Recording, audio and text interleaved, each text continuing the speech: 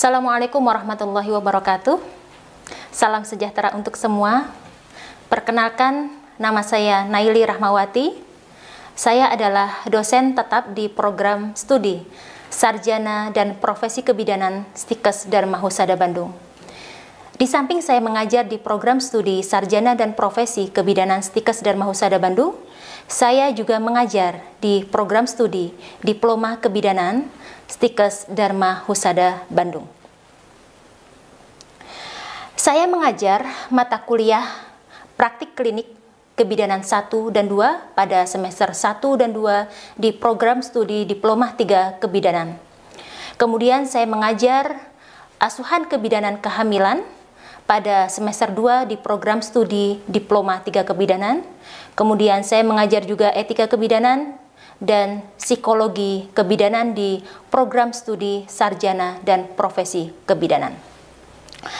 Di sini saya ingin menjelaskan salah satu mata kuliah yang saya ampu, yaitu mata kuliah Keterampilan Klinik Praktik Kebidanan 2. Mata kuliah ini berbobot 3 SKS, 1T dan 2P, di mana ini saya ajarkan pada tingkat 1 semester 2 di program studi Diploma 3 Kebidanan dengan 14 kali pertemuan, 1 UTS dan 1 UAS.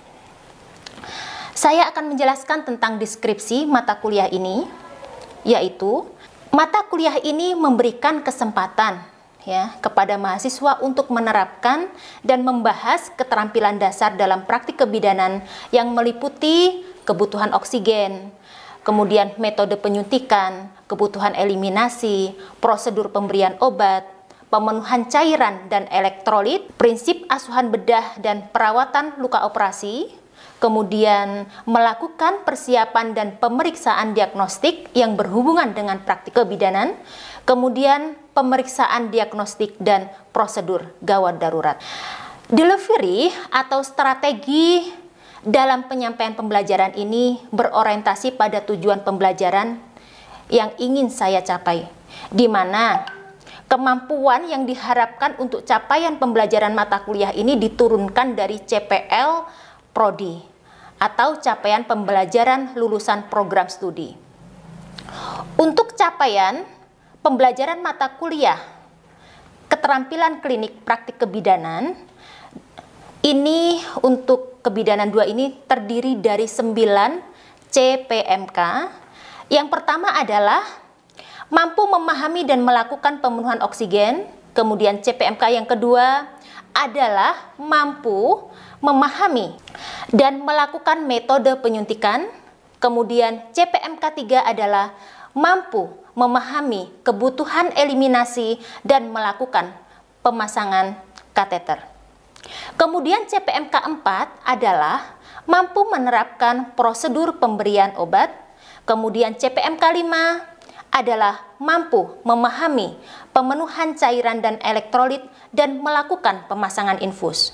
Kemudian CPMK 6 adalah mampu memahami prinsip asuhan bedah dan perawatan luka operasi dan melakukan perawatan luka operasi. Kemudian CPMK 7 adalah mampu memahami persiapan pada pemeriksaan diagnostik yang berhubungan dengan praktik kebidanan. Kemudian CPMK 8 adalah mampu melakukan persiapan pasien untuk pemeriksaan USG, radiologi, dan CTG. Untuk CPMK 9 adalah mampu memahami prosedur gawat darurat. Nah, untuk sub CPMK itu terdiri dari 14 sub CPMK. Kemudian untuk materi pembelajaran yang diajarkan pada mata kuliah Keterampilan Klinik Praktik Kebidanan 2 adalah 1.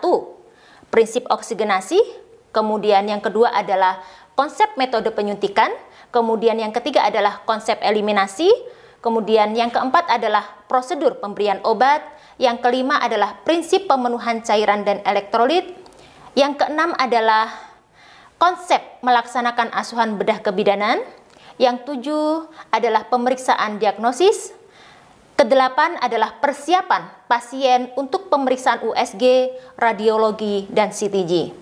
Yang kesembilan adalah prosedur gawat darurat. Nah, pada sistem pembelajaran atau modul perkuliahan pada mata kuliah keterampilan klinik praktik kebidanan 2 ini saya padukan antara sistem sinkronus dan asinkronus. Di mana pada perkuliahan teori saya melaksanakan secara daring ya dengan menggunakan Zoom dan Google Meet. Kemudian untuk perkuliahan yang praktik kita laksanakan secara luring dan saya juga membuat video pembelajaran yang saya upload pada YouTube saya. Video pembelajaran yang ada di YouTube ini saya harapkan ini dapat membantu mahasiswa untuk lebih mudah belajar sebelum praktik di laboratorium. Daftar referensi yang saya gunakan untuk mata kuliah keterampilan klinik praktik kebidanan 2 adalah satu dari Johnson and Trailer, Skill of Midwifery Practice, ya. Kemudian ada dari Dartiwen, Anggita Intan Apriliani tentang buku Ajar Keterampilan Dasar Praktik Kebidanan. Kemudian ada dari Damayanti Fitriani Adrianti, ini tentang panduan lengkap keterampilan dasar kebidanan 2. Dan di sini saya juga membebaskan mahasiswa untuk banyak membaca buku-buku referensi yang lain agar menambah pengetahuan mereka. Teknik interaksi ini yang saya gunakan di dalam perkuliahan ini adalah satu, ini ada interactive learning, di mana saya memberikan pertanyaan-pertanyaan yang merangsang untuk keaktifan mahasiswa di kelas gitu ya.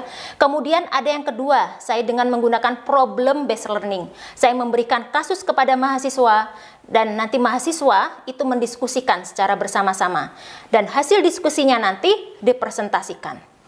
Kemudian seminar. Nah, seminar ini juga memberikan pengalaman kepada mahasiswa untuk mencari banyak referensi textbook ataupun jurnal begitu. Kemudian nanti belajar untuk berdiskusi bersama teman ya, menyusun pertanyaan, kemudian menganalisis, kemudian melakukan seminar. Nah, kemudian untuk metode SCL yang lain saya memakai cooperative learning, di mana mahasiswa ya saya bagi menjadi beberapa kelompok begitu untuk berdiskusi ya. Kemudian yang kelima ini adalah menggunakan real case study. Saya membuat suatu kasus yang nyata yang saya berikan kepada mahasiswa sehingga mahasiswa nanti bisa berdiskusi di kelas tersebut dan nanti hasilnya dipresentasikan. Kemudian yang keenam adalah small group discussion, di mana di sini saya membentuk ya grup kecil ya di kelas tersebut sehingga mahasiswa bisa berdiskusi tentang bahan atau kajian yang akan didiskusikan begitu. Nah, untuk metode yang digunakan dalam praktikum ini saya menggunakan metode demonstrasi dan juga praktik. Ya, untuk praktikum saya laksanakan secara luring di laboratorium dengan tetap menerapkan protokol kesehatan.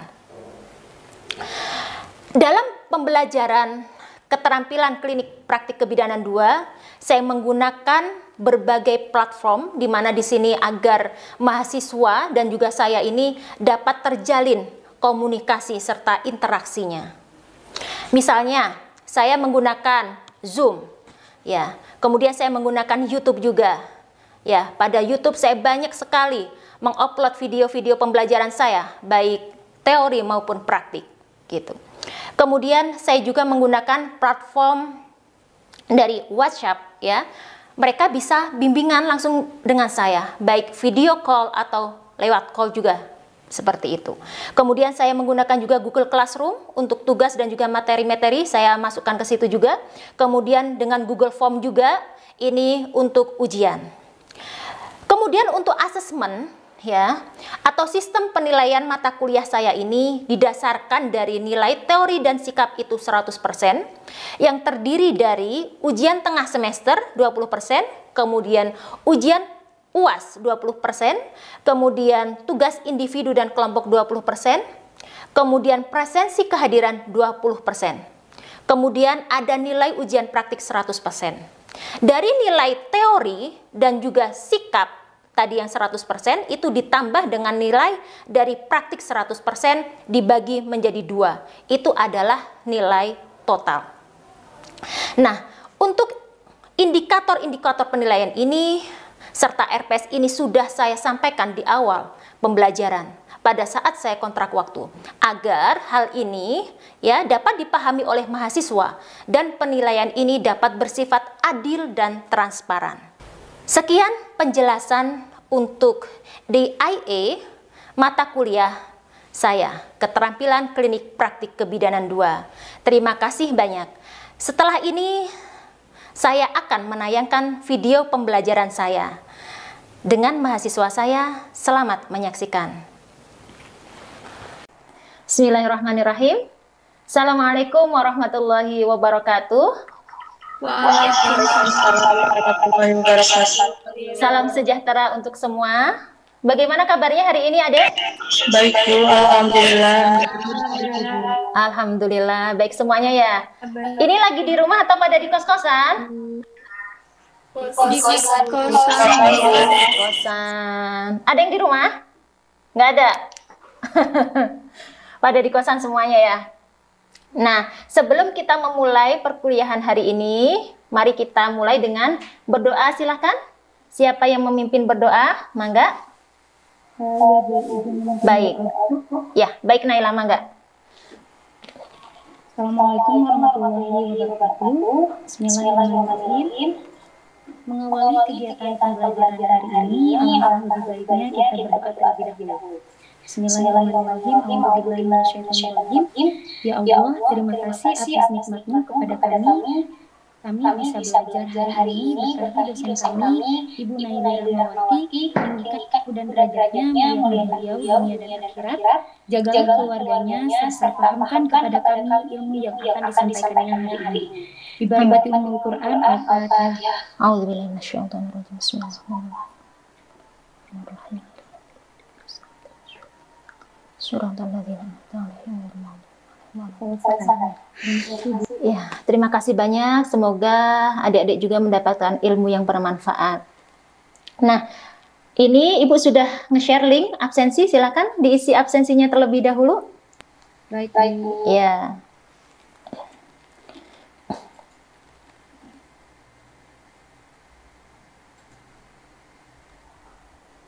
Oke, setelah Ibu cek, ya, sudah masuk. Udah lengkap ya. Nah, sebelum kita memulai perkuliahan, Ibu ingin mereview perkuliahan minggu yang lalu tentang prinsip oksigenasi. Coba, ada yang tahu tentang ini ya, indikasi pemasangan oksigen? Silahkan. Izin dijawab, Bu. Ya Septi, silahkan Septi.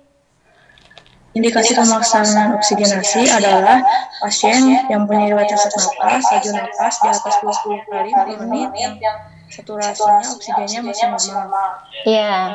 Hipoksemia, penurunan PO2 pada darah di bawah nilai normal, Bu. Iya, betul sekali. Ya, Septi ya, terima kasih. Berarti semuanya masih pada ingat ya untuk materi minggu yang lalu, alhamdulillah. Nah, pada saat-saat sekarang ini ya, sudah 2 tahun inilah ya, terjadi pandemi COVID-19. Ya, di masyarakat ini banyak sekali masyarakat yang mengikuti kegiatan giat vaksin, termasuk kampus kita ya, Stikes Dharma Husada Bandung yang mengikuti giat vaksin. Baik dosennya maupun mahasiswanya, semuanya menjadi relawan vaksinasi. Ya, di dalam ya kegiatan vaksinasi ini kan tentunya adik-adik tahu ada pada tahap pertama screening, kemudian ada tahap vaksinasi. Nah, di sana ada metode penyuntikan. Ya, nah hari ini kita akan belajar tentang metode penyuntikan. Ya, nah mohon izin Ibu share untuk materinya. Sebentar ya, Ibu share dulu.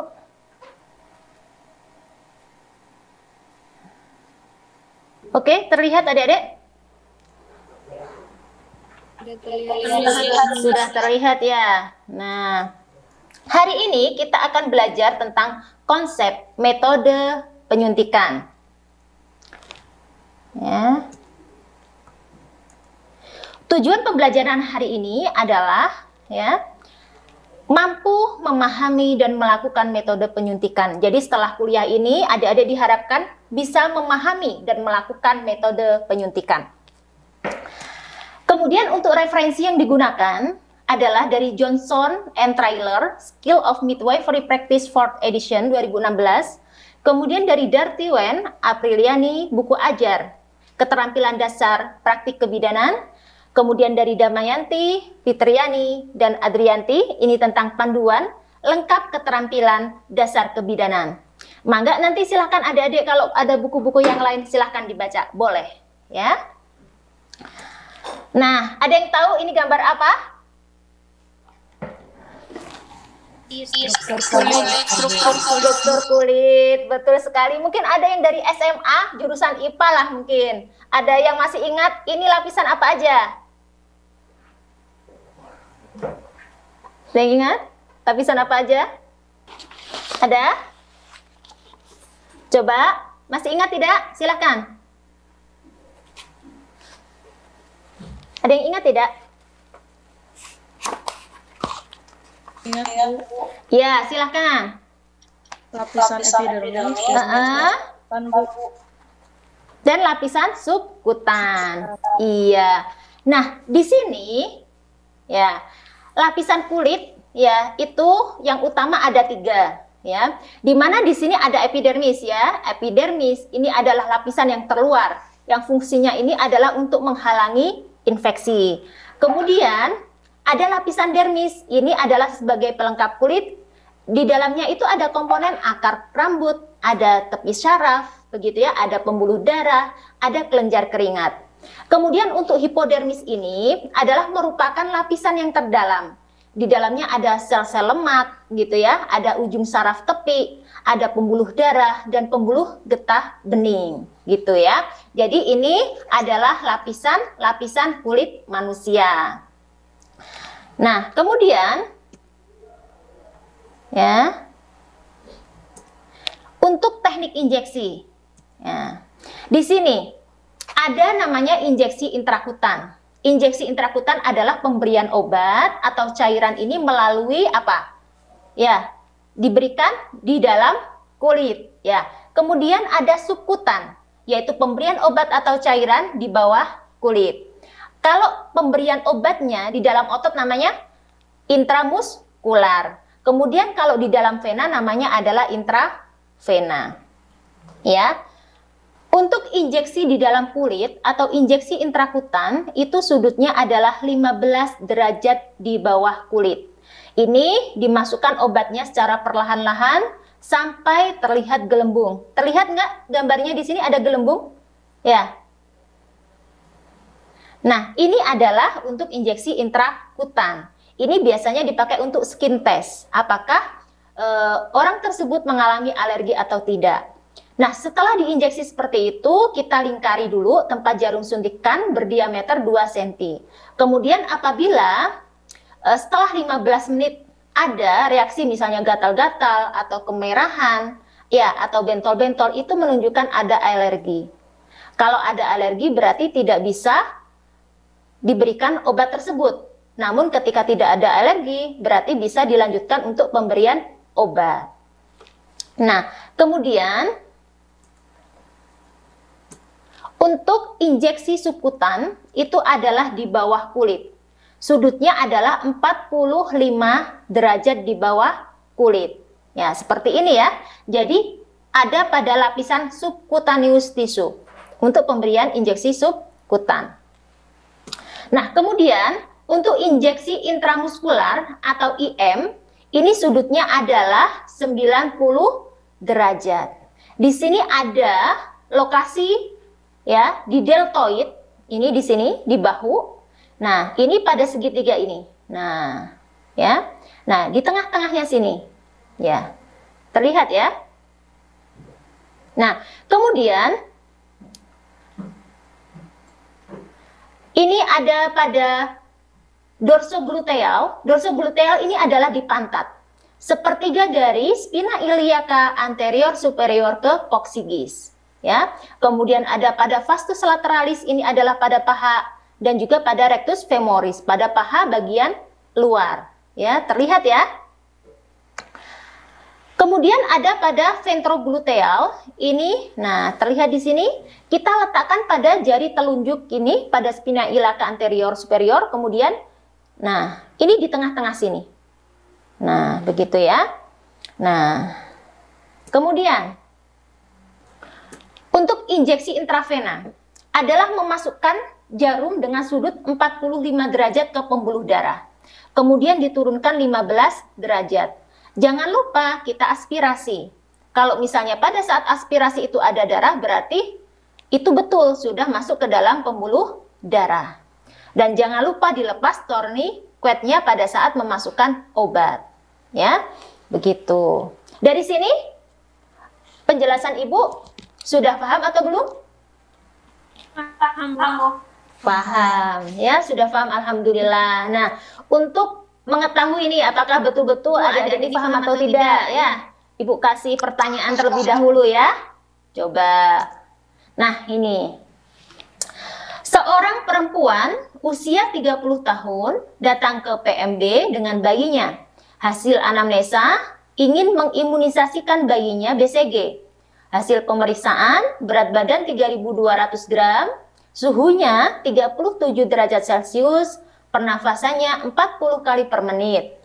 Bidan akan memberikan imunisasi BCG secara intrakutan. Manakah daerah yang paling tepat untuk kasus tersebut? A. Ventrogluteal, B. Dorsogluteal, C. Paha, atau vastus lateralis, D. Lengan atas atau deltoid. Mana jawabannya? D. D. Oh, betul ya. Betul sekali ya. Jawabannya adalah D. Berarti sudah paham semuanya ya. Nah, alhamdulillah berarti semuanya sudah paham. Nah, untuk kesimpulan perkuliahan pada pagi hari ini adalah tadi lapisan kulit ya. Ada 3 lapisan utama, yaitu epidermis, dermis, kemudian hipodermis. Kemudian untuk injeksi, ada injeksi intrakutan. Tadi sudutnya berapa derajat? 15 derajat. Kemudian yang subkutan berapa derajat? 45 derajat. Kemudian yang untuk intramuskular berapa? 90 derajat. Betul. Kemudian untuk intravena 45 derajat ya. Kemudian setelah masuk ke pembuluh darah diturunkan menjadi 15 derajat ya. Nah, mungkin itu saja pertemuan pagi hari ini dengan Ibu. Apabila nanti ada hal-hal yang memang belum dipahami, silahkan ya WA ke Ibu ya. Atau bisa juga lewat email Ibu juga bisa. Nah, untuk minggu depan kita akan praktik untuk injeksi. Silahkan belajar dari modul yang telah Ibu berikan dan juga ya dilihat juga dari YouTube Ibu ya, dilihat begitu ya sambil belajar. Jadi minggu depan udah paham untuk praktiknya apa. Begitu. Kita akhiri sampai di sini ya. Assalamualaikum warahmatullahi wabarakatuh. Terima kasih semuanya. Sami-sami.